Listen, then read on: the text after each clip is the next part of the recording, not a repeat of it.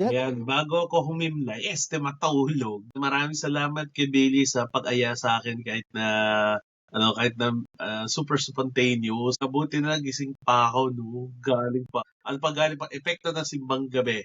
Pero ang payo ko sa ating lahat, bago tayo magbalita, bago tayo magkalat ng balita, magbasa-basa muna, ha?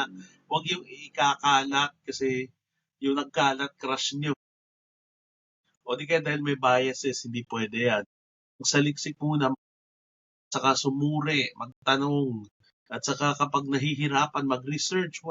Kaya nga may Google dyan, no? Pero wag puro Wikipedia, kasi Wikipedia, puro kapulpulan, puro talk shit. Tingin kayo sa yung mga mainstream media, yung mga alternative media. Tandaan natin, lahat ng mga media outfit may mga biases kahit papaano. Pero isa lang pinaninindigan, ibinabalita ko ano talaga nangyari at kung paano mangyari.